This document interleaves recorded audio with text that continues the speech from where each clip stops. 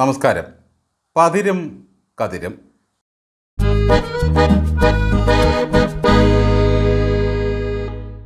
രാവിലെ ഒരാൾ കുളിച്ചൊരുങ്ങി വട്ടപ്പൊട്ടും കുത്തിയിരിക്കുന്നത് വർഗീയത പറയാനാണെങ്കിൽ ആർക്കെന്ത് ചെയ്യാൻ പറ്റും? എക്സിറ്റ് പോൾ ഫലങ്ങൾ വന്നതോടെ മാളത്തിലിരിക്കാൻ കഴിയാതെ വിശറിക്ക് കാറ്റ് പിടിച്ച പോലെ ഒരു പുള്ളി ഇറങ്ങിയിട്ടുണ്ട്. ഇന്നലെ വരെ പിണറായി വിജയൻ വീണ്ടും മുഖ്യമന്ത്രിയാകുന്നതും തന്നെ പിന്നെയും സ്റ്റേറ്റ് കാറിൽ കയറ്റിക്കൊണ്ടു പോകുന്നതും സ്വപ്നം കണ്ടിരിക്കുകയായിരുന്നു. ഇപ്പോൾ പറയുന്നത് UDFിൻ്റെ മുഖ്യമന്ത്രിയെ തീരുമാനിക്കാൻ ലീഗുകാർ ആരാണെന്നാണ്. അതൊക്കെ തീരുമാനിക്കാനുള്ള അവകാശം എനിക്ക് മാത്രമാണ്. നടേശന് ഭയമായി തുടങ്ങിയിരിക്കുന്നു. നാളെ മാറാട് വരും, ജകള വരും, അരാജകത്വമുണ്ടാകും. നമ്മളെ ലീഗ് അങ്ങ് ഭരിച്ചാൽ നാളെ കുറി മായ്ക്കേണ്ടി വരുമോ? SNDP യോഗം അവർ പിടിച്ചെടുക്കുമോ? ഗുരുവിനെ നിന്ദിക്കുമോ? വെള്ളാപ്പള്ളിയെ പിടിച്ച് അകത്തിടുമോ? അമ്പലങ്ങളെല്ലാം അടപ്പിച്ച് അവിടെ വാങ്ക് വിളിക്കുമോ? ചുമ്മാ തിണ്ണക്കിരുന്ന് ദുസ്വപ്നം കാണാതെ പുറത്തോട്ടൊക്കെ ഒന്ന് ഇറങ്ങി നടന്ന് കാറ്റ് കൊള്ളണം സാറേ. സ്വന്തം സമുദായക്കാരോടൊക്കെ അഭിപ്രായമെന്ന് ചോദിച്ചു നോക്കണം. വെള്ളാപ്പള്ളി അറിഞ്ഞായിരുന്നോ? നാട്ടുകാരൻ്റെ പിരിച്ച് 800 കോടി കക്ഷത്തിൽ വച്ചിരിക്കുന്ന പിണറായി വിജയൻ വയനാട്ടിൽ പണിതു കൊടുത്ത വീടുകളിലൊന്നും ഇപ്പോഴും താമസക്കാരെ കയറ്റിയിട്ടില്ല. അവിടെ ഈഴവനും നായരും മുസ്ലിമും ക്രിസ്ത്യാനിയും എല്ലാം ഉണ്ട്. ടാപ്പിലൂടെ വെള്ളം വരുന്നുണ്ടോ? അടുപ്പുകല്ലിന് ചരിവുണ്ടോ? ലൈറ്റ് ഇട്ടാൽ സ്വിച്ച് കത്തുമോ എന്നൊക്കെ സൂക്ഷ്മ പരിശോധന നടന്നു വരുന്നതേ ഉള്ളൂ. ലീഗ് നിർമ്മിച്ച വീടുകളിൽ നായരും ഈഴവരുമൊക്കെ ഗണപതി ഹോമം നടത്തി താമസം തുടങ്ങിയിട്ടുണ്ട്. നടേശൻ പണിതു കൊടുത്ത വീടിൻ്റെ കഥ കൂടി ഒന്ന് പറയുക. ഈഴവർക്ക് ലീഗിൻ്റെ വീട് വേണ്ട എന്ന് വെള്ളാപ്പള്ളിയും നായര് അഭിമാനമുള്ളവരാണ്, അതുകൊണ്ട് വീട് ഞങ്ങൾ വെച്ച് കൊടുക്കാമെന്ന് സുകുമാരൻ നായരും എന്തുകൊണ്ട് പറഞ്ഞില്ല? ഹിന്ദുക്കൾക്കെല്ലാം വീട് വെച്ച് തരാമെന്ന് ഹൈന്ദവ സംഘടനകൾ ആരെങ്കിലും പറഞ്ഞിരുന്നോ? ഒരു പൂക്കച്ചൊളയും പണി തീർക്കാതെ മനുഷ്യരെ മുഴുവൻ വിളിച്ചു വരുത്തി വലിയ മാമാങ്കം നടത്തി തെരഞ്ഞെടുപ്പിന് മുമ്പ് താക്കോൽ ദാനം നിർവഹിച്ചവരാണ് ഈ സർക്കാർ. അതൊരു തനി രാഷ്ട്രീയ പാർട്ടിയുടെ പരിപാടിയാക്കി മാറ്റിക്കളഞ്ഞു. കോൺഗ്രസ്സുകാരനായ MLA കൂവി വിട്ടു. ഇത്തരം കാര്യങ്ങളൊന്നും വെള്ളാപ്പള്ളി അറിയുന്നതേയില്ല. വെറുതെ രാവിലെ കുളിച്ചൊരുങ്ങി പൊട്ടും തൊട്ട് വന്നിരുന്ന മനുഷ്യനെ തമ്മിൽ തല്ലിക്കരുത് മുതലാളി. UDFുകാർ തമ്മിലടിച്ച് മുണ്ടുപറിച്ചാലും അവരൊരു മുഖ്യമന്ത്രിയെ കണ്ടുപിടിക്കും തീർച്ച. പിണറായി വിജയൻ UDFിൻ്റെ മുഖ്യമന്ത്രിയാകണമെന്ന് മാത്രം വെള്ളാപ്പള്ളി പറഞ്ഞു കളയരുത്. നിങ്ങൾ ഈ തെരഞ്ഞെടുപ്പിൽ ചത്തുകിടന്ന് പണിയെടുത്തതൊക്കെ ആർക്കു വേണ്ടിയാണെന്ന് ഈ നാട്ടുകാർക്ക് എല്ലാവർക്കും അറിയാം. മതമേതായാലും നാട് മുടിക്കാത്തൊരു മുഖ്യമന്ത്രിയെ വേണമെന്നേ കേരളത്തിലെ സാധാരണ മനുഷ്യർക്കുള്ളൂ. പക്ഷേ അതൊരു ഈഴവനായിരിക്കണമെന്ന ഒറ്റ ചിന്തയെ നടേശ മുതലാളിക്കുള്ളൂ.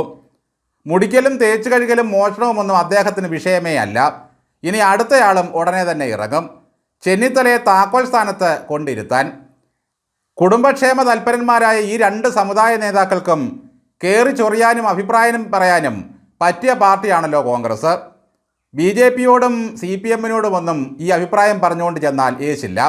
ലീഗിൻ്റെ അഭിപ്രായം ലീഗ് പറയും. ഭരണമില്ലാത്ത 10 വർഷവും അവർ അവരുടെ നിലപാടിൽ മാറ്റം വരുത്തിയില്ല, വെള്ളം ചേർത്തില്ല, കമ്മികളുടെ കെണിയിൽ വീഴുകയും ചെയ്തില്ല. പലതവണ പിണറായി വിജയനും CPMും വിളിച്ചിട്ടും അവർ പോയില്ല. അന്ന് ഗോവിന്ദൻ പറഞ്ഞത് ലീഗ് മതേതര പാർട്ടിയാണെന്നാണ്. കിട്ടിയ സീറ്റുമായി ലീഗ് നേരെ പിണറായി വിജയനെ പോയി കണ്ടാൽ കുഞ്ഞാലിക്കുട്ടിയെ ഉപമുഖ്യമന്ത്രിയാക്കി പിണറായി ഭരിക്കും. അത്ര നിലപാടുള്ള പാർട്ടിയാണല്ലോ CPM. അപ്പോൾ വെള്ളാപ്പള്ളിയുടെ അഭിപ്രായം ആരും കേട്ടെന്ന് വരില്ല. നാളെ ഈ നാട്ടിൽ കലാപമുണ്ടാകുമെന്ന് നടേശൻ മുൻകൂട്ടി പ്രവചിക്കാൻ തുടങ്ങിയിട്ട് കാലം കുറയായി. ഇനി അതിനുള്ള വല്ല ശ്രമവും തുടങ്ങിയിട്ടുണ്ടോ? 2 വള്ളത്തിൽ കാലും 3ാമത്തെ വള്ളത്തിൽ തലയും കുത്തി നിൽക്കാൻ ബിരുദനാണ് വെള്ളാപ്പള്ളി. UDFിനെ ഭരണത്തിലേറ്റാൻ ഒരുപാട് ത്യാഗം സഹിച്ച പുള്ളിയാണ് വെള്ളാപ്പള്ളി.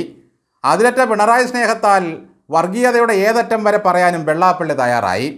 അതിനൊക്കെ VD സതീശൻ തക്ക മറുപടി കൊടുത്തതാണ് വെള്ളാപ്പള്ളിയെ ചൊടിപ്പിച്ചത്. എന്തിനു വെറുതെ അഭിപ്രായം പറഞ്ഞ് സ്വന്തം സമുദായക്കാരുടെ വരെ തെറി കേൾക്കുന്നു മുതലാളി.